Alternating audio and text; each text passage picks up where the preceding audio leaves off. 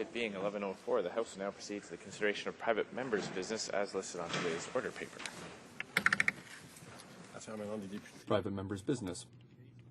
M411, missing Aboriginal women, in the name of Ms. Bennett. Ms. Bennett, seconded by Mr. Easter, moves that in the opinion of the House, the tragic and inequitable issue of missing and murdered Aboriginal women and girls is of critical importance for all Canadians, that the government has failed to provide justice for the victims, healing for the families, or an end to the violence, and that the House call on the government to take immediate action to deal with this systemic problem and call a public inquiry. Debate. The Honourable Member for St. Paul's. Mr. Speaker, I rise today to speak to my private member's motion about the overwhelming number of missing and murdered Aboriginal women and girls in Canada and the urgent need to ensure their safety and well-being. My motion calls on this House to confirm the unjust tragedy of the murder and missing Aboriginal women, to confirm that it is of crucial importance to all Canadians and that the government has not been able to provide justice to victims, ease the suffering of families, or end the violence. Calls on the House to urge the government to take immediate action to deal with this systemic problem and call a public inquiry. In Canada, cases of violence against women are 3 times higher among Aboriginal women than among other women. And young Aboriginal women are 5 times more likely than other women to die violently. Of Aboriginal women and girls who go missing or are victims of homicide has been an issue that has spanned many decades and many governments. That's why in 2005, the previous Liberal government invested $5 million to fund a project called Sisters in Spirit, run by the Native Women's Association of Canada. The goal was to conduct research and raise awareness of the alarmingly high rates of violence against Aboriginal women and girls. In 2009, Sisters in Spirit released a report, Voices of Our Sisters in Spirit, which identified almost 600 cases of missing and murdered Aboriginal women and girls. The reprehensible response of the Conservative government to this worrying evidence of the scope of the crisis was to end the funding of the project.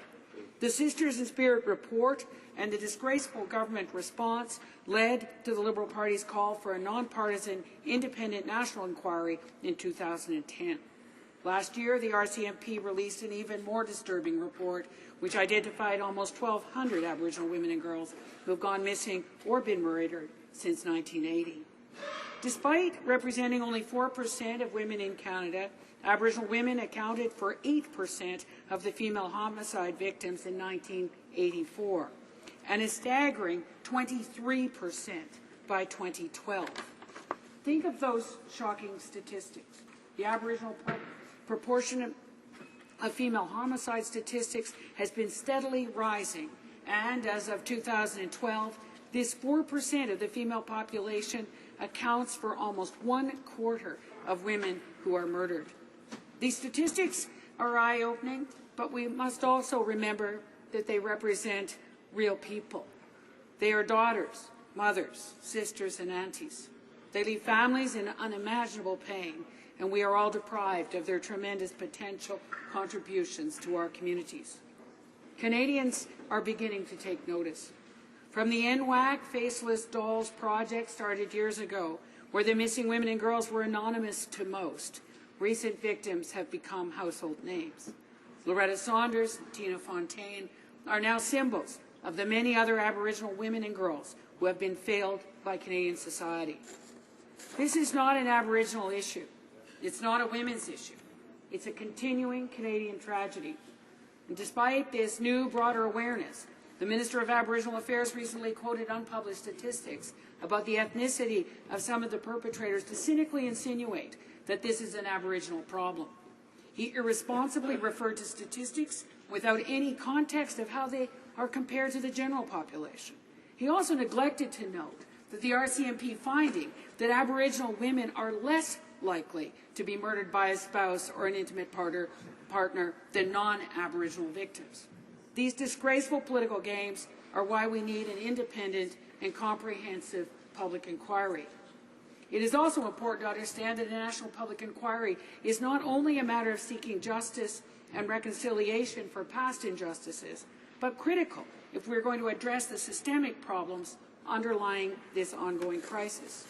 A properly conducted, adequately funded inquiry has the potential to both teach us about the causes of the violence and, as well, how to prevent it from recurring.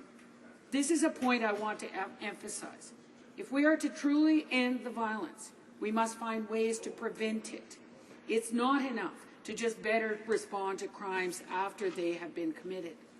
But for an inquiry to be effective, victims' families and Aboriginal organizations will not even only need to be involved in the inquiry's work, but in the design of its mandate and its operations. It must engage the broader public and facilitate a much wider understanding of the issues through its very operations. It must involve civil society, welcome independent research, and make it clear that all evidence that it hears will be valued. Grieving families, Indigenous leaders, victims advocates, civil society, the international community, and every provincial and territorial premier have urged the government to call a national inquiry. Yet, despite this overwhelming consensus on the need for a national public inquiry, the Prime Minister stubbornly rejects it out of hand. The Prime Minister refuses to acknowledge that this ongoing national tragedy represents more than a series of individual crimes that can be dealt with by law enforcement alone. In fact, last summer, in the wake of Tina Fontaine's murder in Winnipeg, the Prime Minister insensitively said that, quote, "we should not view this as a sociological problem." He dismissed root causes being any significant part of the broader issue, calling the murders of Aboriginal women and girls crimes that should be dealt with by the police.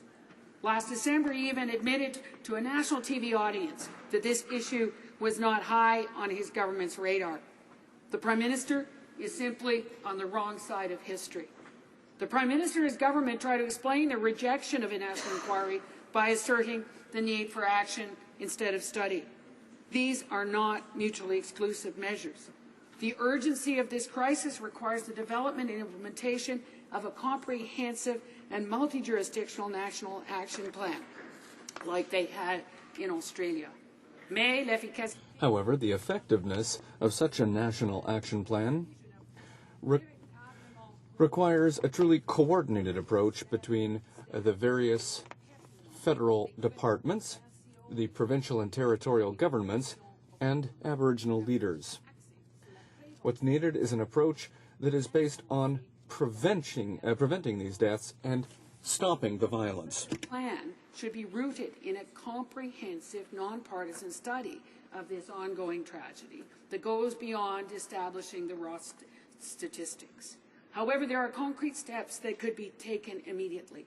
Additional funding for inadequate shelter spaces on reserve and in northern communities, addressing the horrifying numbers of Aboriginal children in foster care, and real approaches to keeping families together. Better funding and support for Aboriginal policing and better coordination between all levels of government would all be positive steps. Unfortunately, the federal government's response to the social crisis has been complete inaction. The government's action plan, which members opposite will undoubtedly shortly point to, is no more than a repackaged inventory of inadequate federal programs and funding that existed before last fall's announcement. The $25 million highlighted as new money simply maintains the existing insufficient funding levels from 2010. Many of the broader initiatives noted in the larger strategy are not even directed at Aboriginal people at all. The epidemic of violence must end, and the Conservative government, which claims to be tough on crime and to stand up for victims of crime, cannot continue to ignore this appalling situation. Only a national public inquiry would have the credibility, the scope, and the resources needed to properly study the systemic problems and root causes of this violence. It would provide the means for accountability measures, and it could put recommendations into action and provide justice to victims and their families and create conditions for reconciliation. Members to support my motion, and I thank so many of the Aboriginal women and girls that have helped us on this journey and who still suffer so much. Merci, mes briques. Questions and comments? Honourable Parliamentary Secretary for the Status of Women. Thank you, Mr. Speaker. Mr. Speaker, we all have a role to play in protecting Aboriginal women and girls, and our government has taken strong action to address the broader challenges facing Aboriginal women and girls. Since 2006, we've been proud to introduce over 30 new justice and public safety initiatives to keep Canadian families safe, and that party across has voted against them. We recently tabled our action plan to address family violence and violent crime against Aboriginal women and girls. The action plan makes significant investments to support the creation of DNA missing persons database, more community safety plans through Public Safety Canada, and better tools and resources for First Nations leaders to address this problem on reserves. We're also going to engage men and boys, Mr. Speaker. We're going to have projects that will break cycles of intergenerational violence. And we've heard from victims' families that now is the time for action and not more study. So I don't know what part of the action plan that the member opposite doesn't like. These are actual initiatives that will help Aboriginal women and girls. Thank you, Mr. Speaker. The honourable member for St. Paul's.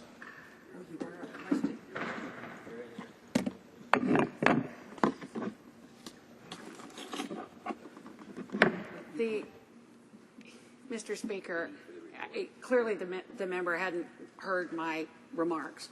What we are saying is their so-called inaction plan is absolutely not addressing what we've heard, that it is totally focused on after people have died or are missing. It is not doing anything to help with the prevention and the stopping of this epidemic of violence. They just don't get it. That the DNA bank means that the victim is already dead. These are important issues for the families, but what the families really want is for this not to happen to anybody else. And yesterday on Mother's Day, all I could do was to think about those families, those mothers that didn't have a daughter, to say thank you. That's what this government doesn't get, and it is just so disturbing. Questions and comments? The honourable member for Halifax. Thank you, Mr. Speaker, and I thank my colleague for bringing this motion forward. And she said in her speech, the statistics are eye-opening, but we must also remember that they are real people. I couldn't agree more. And she brought up a few names, including that of Loretta Saunders. And as you know, Loretta Saunders was a young Inuk woman going to St. Mary's University in Halifax who was killed. And her killers pled guilty. And the justice system has worked and will we'll see what happens as these two continue to make their way through the justice system. But my question to the member is, does she agree? The Loretta Saunders' parents are actually still asking for an inquiry, even though these killers have pled guilty. So does she agree that we do need an inquiry if we are to see justice truly be served here? That it's not about these two individuals who killed Loretta Saunders, that it's the bigger issue that we're trying to tackle here?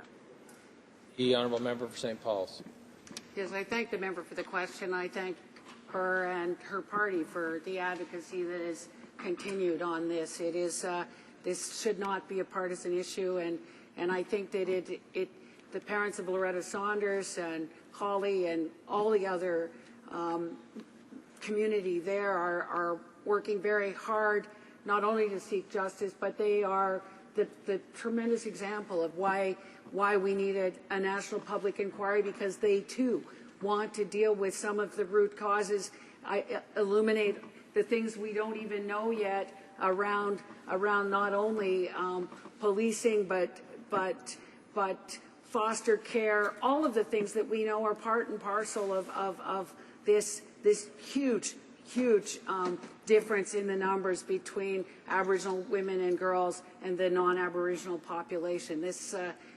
I thank the member for raising this, and I think that we too support Loretta Saunders' parents in their quest for a national inquiry. Time for a short question. The honourable member from Melpack. Yes, thank you, Mr. Speaker, and I want to congratulate my colleague on this motion. I know how hard she's worked with the Aboriginal women across Canada. I think there's a misconception that public inquiries are just to find cause, but is it not true? Would she respond to the purpose of the inquiry? Yes, is to find the reason behind and the root causes. But what's really key about a public inquiry is the kind of recommendations that could come out of such an inquiry to make changes and make improvements in the future, so this kind of situation does not happen. The honourable member for St. Paul's. Yeah, I thank the honourable member for his question and agree that the recommendations that come out of these kinds of inquiries are hugely important.